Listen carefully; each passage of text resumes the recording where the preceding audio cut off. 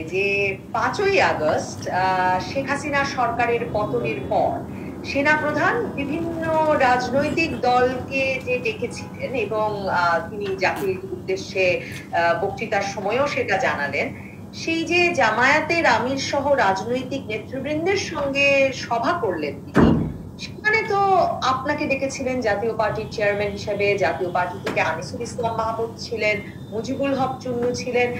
কে আপনাদের ফোন করেছিলেন? তারা বলেছিলেন যে ততক্ষণে শেখ হাসিনা সরকারের পতন হয়েছে এবং তিনি দেশ ছেড়ে চলে গেছেন।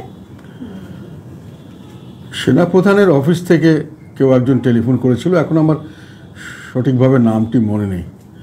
ওনারা এটা বলেছিলেন যে সেনাপ্রধান আমার সঙ্গে কথা বলতে চাচ্ছেন, আমাদের দলের সিনিয়র নেতাদের সঙ্গে নিয়ে আমি যেন তার সঙ্গে দেখা করতে আসি।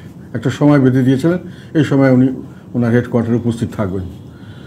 তখন পর্যন্ত আমরা সরকারের পতন হয়েছে বা কিছু তেমনটা জানতাম না। সরকারের পতন তখনও আমার মনে হয় সেই মুহূর্ত পর্যন্ত হয়নি। তারপরে আমরা ওনার ডাকে আর্মি হেডকোয়ার্টারে গেলাম, ওখানে বসলাম, ওনার সঙ্গে দেখা হলো। তো আমি বললাম যে এখন কী জন্য আমাকে ডাকা হয়েছে।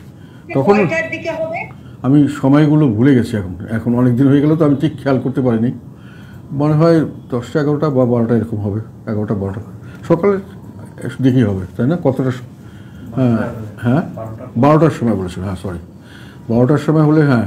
তারপরে আমি গেলাম, ওনারা বললেন যে প্রধানমন্ত্রী ক্ষমতা হস্তান্তর করতে মনস্থ করেছেন, তবে কিভাবে করবেন এগুলো নিয়ে একটু আলাপ আলোচনা করা আপনাদের সঙ্গে। তারপরে ওনাকে যদি আমরা প্রস্তাব দিই তাহলে হয়তো উনি সেই মেনে নিলে হয়তো উনি সেভাবে ক্ষমতা পদত্যাগ করে পদত্যাগ করবেন, চলে যাবেন বা কোথাও, এটা আমরা তখন উনি বলেননি আর কি। তো আমি বললাম যে আমাদের ছাড়া আর কাউকে ডাকা হয়েছে, বিএনপি বা অন্যান্য রাজনৈতিক দল, জামাত? তো উনি বললেন যে হ্যাঁ, বিএনপিকে খবর দেওয়া হয়েছে, জামাতকেও খবর দেওয়া হয়েছে, ওনারা পথে আছেন। তখন আমি নিজের থেকে বললাম যে স্টুডেন্টদের যে রিপ্রেজেন্ট করছিলেন আসিফ মাহমুদ আর আসিফ নজরুল, আর সঙ্গে হলো আমাদের ওই কী নাম, আমাদের ওই সাকি, জুনায়েদ সাকি, বা যারা তখন মাঠে খুব সরগরম ভালো অবস্থানে ছিলেন, তারা সক্রিয় ছিলেন। আমি বললাম ওনাদেরকেও ডেকে আনা ভালো, আর যারা অন্যান্য দল, ইসলামিক দল, সবাইকে ডেকে একসঙ্গে বসে আমরা আলাপ করি।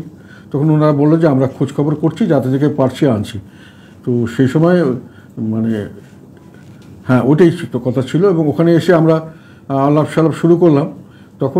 তখন পর্যন্ত আমরা শুধু কি করা যাবে, অনেকে বললেন যে এখন পার্লামেন্ট যেহেতু আছে, উনি পদত্যাগ করলে পার্লামেন্টের কীভাবে কী হতে পারে, নেক্সট কীভাবে হতে পারে, এইসব আলাপ হচ্ছিল আর কি। তো ইন দ্য মিন টাইম হঠাৎ করে একজন বললেন যে আমি তো দেখতে পাচ্ছি টেলিভিশনে যে প্রধানমন্ত্রী চলে যাচ্ছেন, উনি চলে গেছেন। তখন উনি বললেন, আর্মি চিফ বললেন যে আমি এটা ঠিক জানি না, উনি চলে যাওয়ার কথা সম্পর্কে আমার ধারণা নেই, যাই হোক আমরা দেখছি এটা, তো আপনারা আলাপ করেন, যদি চলে যায় উনি তারপরে তো একটা ব্যবস্থা করতে হবে আমাদের। পরে শোনা গেল যে হ্যাঁ উনি চলে গেছেন। তখন প্রশ্ন আসলো যে তার মানে সরকার পদত্যাগ করেছেন, এখন একটা ভ্যাকাম সৃষ্টি হয়েছে, কি করা যায়?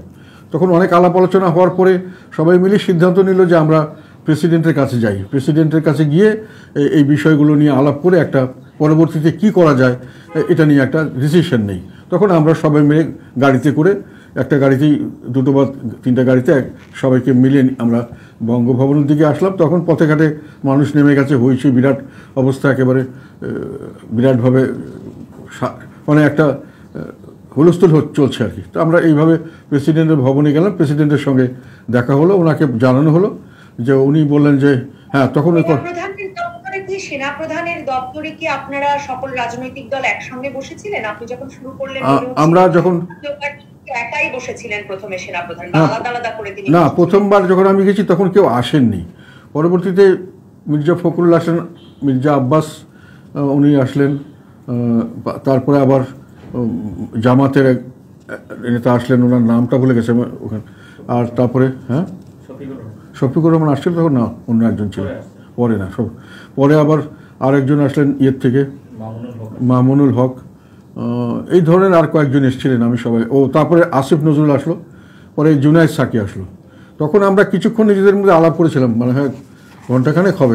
ইতিমধ্যেই যখন শোনা গেল যে প্রধানমন্ত্রী চলে গেছেন, ভ্যাকাম হয়ে গেছে, এখন দেশে একটা শূন্যতা সৃষ্টি হয়েছে, তখন সবাই সিদ্ধান্ত নিল যে এখন আমরা এখানে না নিয়ে প্রেসিডেন্টের ওখানে গিয়ে বসে এগুলোর ব্যাপারে একটা সিদ্ধান্ত নেওয়া উচিত। তখন আমরা প্রেসিডেন্টের ওখানে গেলাম আর কি, ওখানে আলাপ সালাপ, ওখানে গিয়ে আলাপ সালাপ হলো।